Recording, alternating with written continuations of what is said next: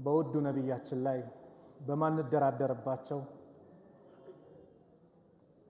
እኛነታችን አሳልፈን ልንሰጥላቸው በተዘጋጀንላቸው ነብይ ላይ አንዳንድ ባለጌዎች ነብዩ ላይ እንደፈለጉ ሲሆኑ ይሰማል።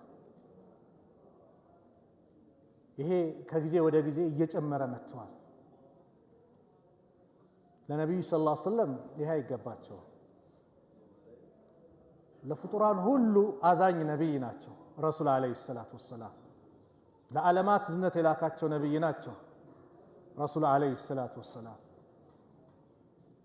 አንዳንድ ቆሻሻ ሰዎች ግን ሐቂቃ በዚህ ሰዓት እንዲመናገር አልፈልግም ነበር፣ ግን በጣም እያቃጠለን ነው። ሚዲያን በነፃነት አገኘው ብሎ ነብዩ ላይ እንደፈለጉ እየሆኑ ነው። እንዲሁ በቀላሉ የምናልፈው ነገር አይደለም። መንግስትም እንደነዚህ አይነት አካላት ላይ አስፈላጊውን እርምጃ ሊወስድ ይገባል። አለዛ ግን ሙስሊሙ በዚህ ጉዳይ አይታገስም። በነብዩ ጉዳይ ወላሂ አንታገስም። የደበቁ ሰዎችም ሊያጋልጡ ይገባል።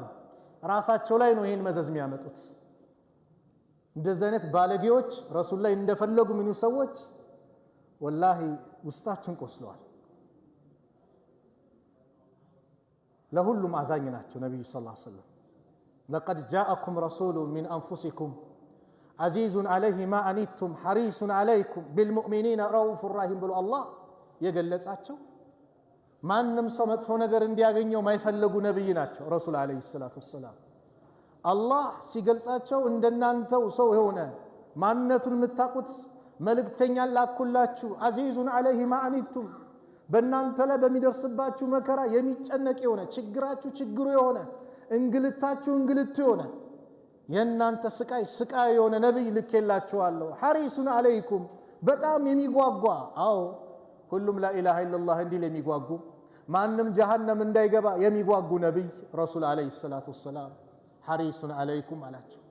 በጣም ይጨነቁ بالمؤمنين رؤوف رحيم በአማኞች ላይ ደግሞ እጅግ አዛኝ የሆነ ሩህ የሆነ ነብይ ልኬላችኋለሁ። መካን እኮ ድል አድርጎ ሲገቡ የአላህ መልእክተኛ ነብዩ ሰለላሁ ዐለይሂ ወሰለም አቅም ኖሯቸው የበደሏቸው ያሰቃዩአቸው የፈለጉትን እርምጃ የመውሰድ አቅም ኖሯቸው እናንተ ነፃ ናችሁ ሂዱ ነው ያሏቸው። እንደዛ ነብይ አዛኝ ሩህ ለሁሉም ይጨነቁ ኡመቴ ኡመቲ ብሎ ለኡመታቸው ያለቀሱ ነብይ ለሳቸው ይገባል። ለሳቸው ስድብ እነዛ እኮ ቀደምቶቹ ነብዩን ቀና ብሎ ለማየት ይፈራሉ።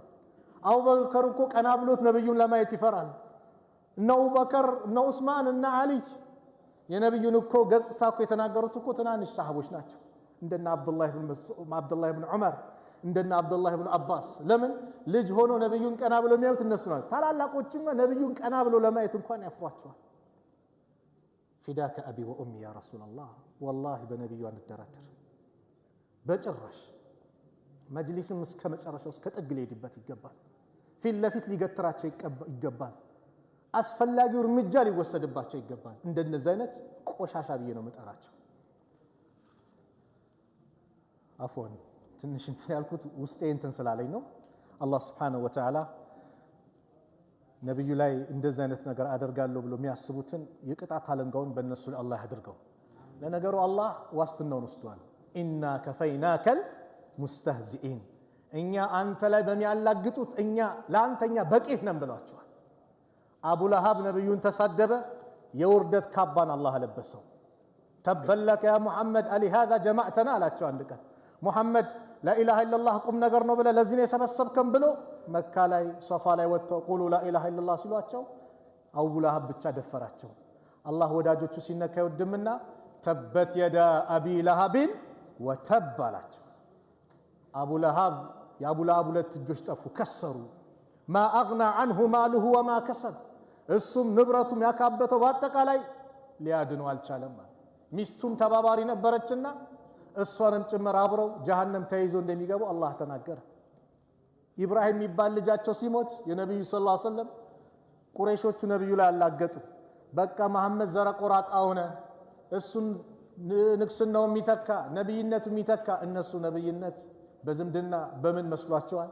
የለም በቃ ዘሩ የሚያስቀጥል የለም ብሎ ወንድ ልጆቻቸው በልጅነት ነው የሞቱት። ኢብራሂም ሲሞት ግን አላገጡባቸው። አላህ አሁንም መልስ ሰጠ። ኢና አዕጠይና ከልከውሰር አብሽራ ሙሐመድ፣ እኛ ላንተ ከውሰር ጀነት ውስጥ ያለ ጸጋ በአጠቃላይ ሰጥተንሃል። አንተ ላይ የሚጠበቅብህ ፈሰል ሊረቢከ ወንሃር፣ ለጌታህ ስገድ፣ ለሱ ብቻ እረድ። ኢነ ሻኒአከ ሁወል አብተር፣ ዘረ ቆራጣ ማለት አንተን የሚጠላ ነው አላቸው። አዎ ዘረ ቆራጣ ማለት ነብዩን የሚጠላ ነው። አላህ በዚህ መልኩ መልስ ሰጣቸው። ስለዚህ ሚዲያም በነፃነት አገኘው ብላችሁ እንደፈለጋችሁ የምትሆኑ አደብ ያዙ። ማንም ሙስሊም እንደው ላገላለጽ ይቅርታ ዱርዬ ነው ተብሎ የሚታሰብ ሙስሊም ካለ ወላሂ በነብዩ አይደራደርም፣ በምንም መልኩ አይደራደርም። ሂጃባን የለቀቀች እህት ካለች በነብዩ አትደራደርም። አደብ ያዙ፣ አደብ ያዙ። እንደፈለጋችሁ ለመሆን አትሞክሩ።